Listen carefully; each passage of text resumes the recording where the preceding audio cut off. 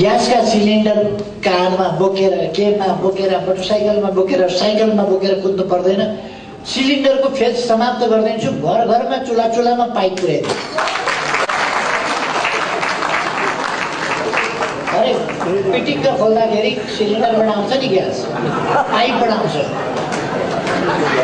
चुलामा ग्यासको पाइप पुगेर ग्यासको बुलेट आयो कि आएन, सिलिन्डर पायो कि पाएन, कुन सिलिन्डर कता, यो सब झमेलै भएन।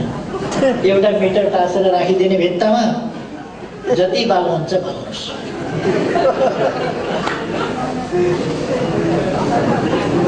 यो कुरा सुनेपछि नलतिर पर्छ। अब डिजेलको भुरुरुरुरु धुवा छोड्ने खालको बस होइन, इलेक्ट्रिक बस चलाउँछ काठमाडौँ। सुन्दा यिनीहरूलाई हैरान हुन्छ। संविधान बनाउन आएका हाम्रा केही साथीहरू यत्तिकै संविधान सभा छोडेर हिँडे। किन हिँडे? केले ततायो थाहा छैन, तर तातेर हिँडे। कति समय पर्दिनुहोस् ग्यास अलिक पुग्दो बनाएर। अबको जमाना भनेको यो ग्यासको सिलिन्डर काँडा बोकेर पुग्दैन, चुलामा पाइप पुर्याउने जमाना हो। त्यो व्यवस्था गर्छु। बाहिर निस्केपछि त जिब्रोको दासो तेरो हुन थाल्यो। हाँस्ने कलाकारहरू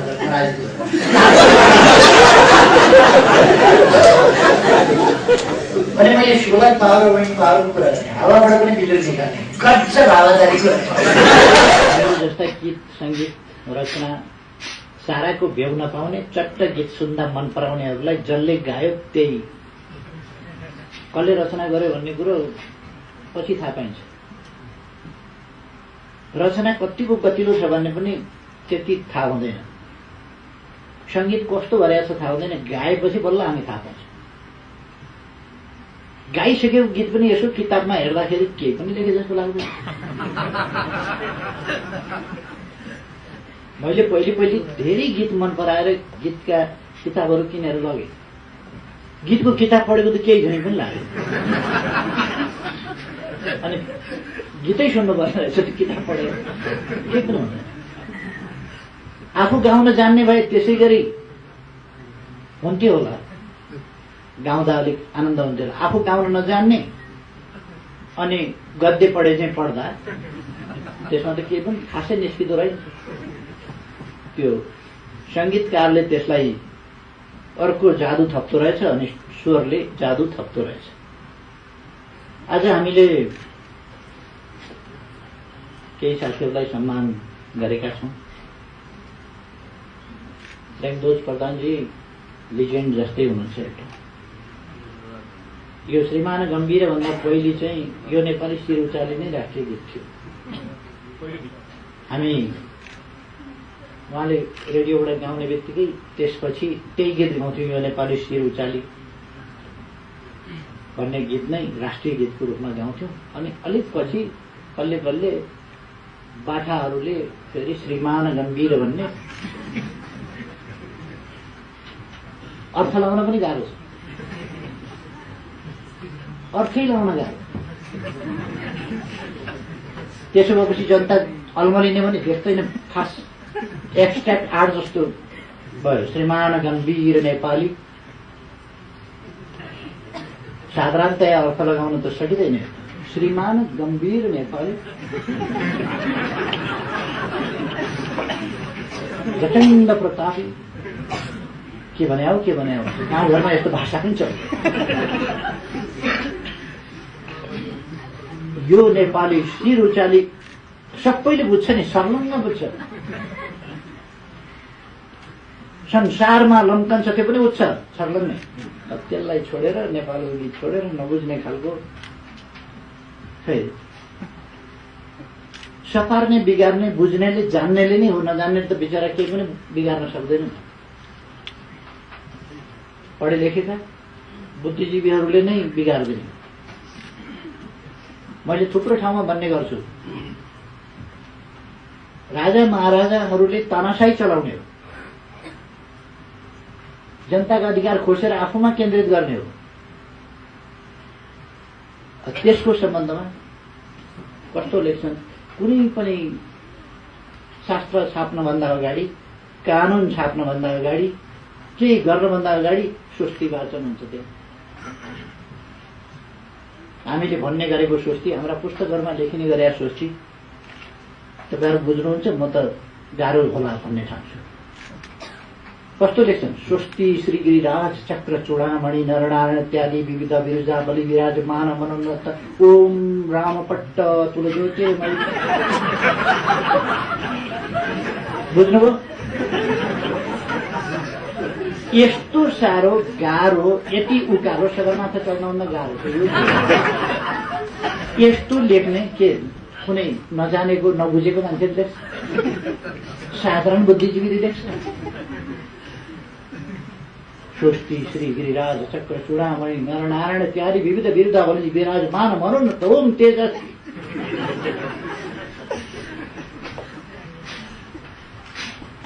यत्रा विद्वानले गरेको के तानाशाहीको भन्दा स्वस्ति श्री गिरिराज चक्र चूडामणि। विद्वान बिग्रियो भने यस्तो हुन्छ, विद्वान बिग्रियो भने यस्तो हुन्छ। तानाशाहीको प्रशंसा त्यसरी गर्छ। विद्वान सप्रियो भने यो नेपाली शिर उचारी संसारमा लम्किन्छ भन्छ। आज तपाईँहरूले जुन सम्मान गर्नुभएको छ, म ठान्छु उपयुक्त पात्रलाई गर्नुभएको छ। एक सीता पनि थाल बाहिर परेको छ, सब ठिक ठाउँमा परेको छ, योग्य पात्रका ठाउँमा परेको छ। तारा थापाजी, उहाँको स्वरको केही भनिरहनु पर्छ जस्तो लाग्दैन मलाई। बाँसकोटाजी,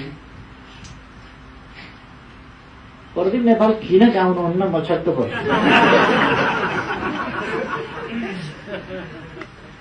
उहाँले गाउन थालेपछि मेरो त भोक पनि हराउँछ, प्यास पनि। त्यस्तो गाउनुहुन्छ स्वरको हिसाबले, किन गाउनुहुन्न?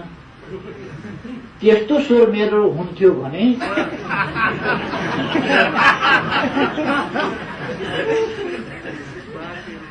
के गर्ने, प्रकृतिले दिएन।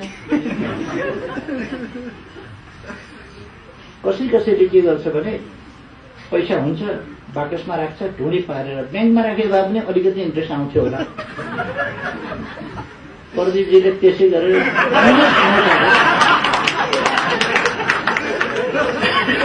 चापेर राख्नुहुन्छ मोबाइलमा। नेपाली भाषामा जुन दम छ, त्यो दम दुनियाँका कुनै भाषामा छैन। हाँस्ने कुरा होला, विभिन्न भाषामा हाँस्ने भन्ने होला, फिस्स मिसिक्क खिसिक्क खितित्त गलल्ल हलल्ल, यति ढङ्गले हाँस्छ हाम्रो, त्यो दुनियाँको कुनै भाषामै हुँदैन, नेपालीमा मात्र हुन्छ। यस्ता धेरै शब्दहरू, अनुकरणात्मक शब्दहरू, निपात शब्दहरू, अरू शब्दहरू, फेरि यहाँ व्याकरणका शब्द भन्यो, अर्को फेरि उखानटुका हाल्यो। तर नेपाली भाषाको त्यो समृद्धि छ। नेपाली भाषाको समृद्धि कसरी भयो?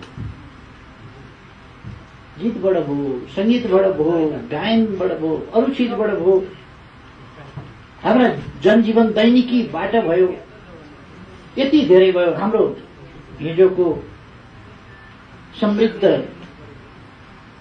साहित्यिक, सांस्कृतिक र अन्य परम्पराहरूबाट भयो। फेरि यति एकोमोडेटिभ, यति ग्रहणशील छ हाम्रो भाषा। हाम्रो समाजमा कस्तो छ भने अरूको छोरी ल्यायो, बिहे गरेर बुहारी बनायो, गोत्र पनि दियो, थर पनि दियो, सम्पत्तिको हक पनि भयो, सबै भयो। भाषा पनि त्यस्तै गर्छौँ। अरू कसैको भाषाबाट एउटा शब्द दियो भने त्यसलाई ट्याक्क आफ्नो घरकै शब्द बनाइन्छ। एक मुठो घाँस काट्दा 3वटा गीत रचना गरेर सङ्गीत गरेर गाएर भेट्छ।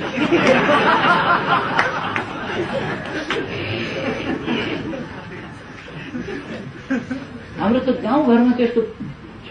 एक मुठो गीत, एक मुठो घाँस काटिसक्दा 3वटा गीत बनाइसक्छन् त्यहाँ। यो त्यस्तो ठाउँ। हाम्रा पुर्खाले त्यसै कारण संगीतमा सप्तस्वर बनाए।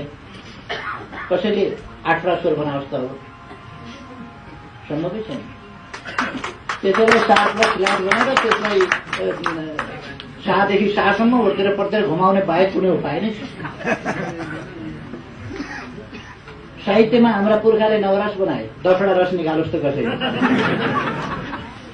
साहित्यमा हाम्रा पुर्खाले जे गरे त्यही हो। हाम्रा पुर्खाले नवग्रह भने विज्ञानले मान्न सकेका थिएन। बल्ल बल्ल बल्ल 8वटा त रहेछन् भने अलिक पछि होइन 9टै रहेछन्। उहिलेदेखि हजारौं वर्ष अगाडिदेखि हाम्रा पुर्खा नक्षत्र गनेर, तारा गनेर त्यसरी बस्थेर कहिले ग्रहण लाग्छ, कहिले के हुन्छ, औँसी पूर्णे आदि।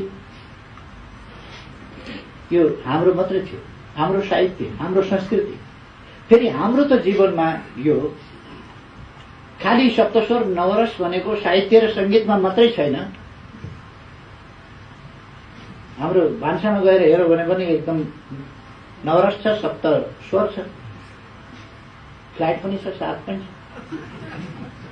टिमुर हालेको टमाटरको चटक्क परेको खुर्सानीको अचार, अन्तिममा रसभरी लालमोहन र दही। कहाँदेखि कहाँसम्म जानुहुन्छ तपाईँ?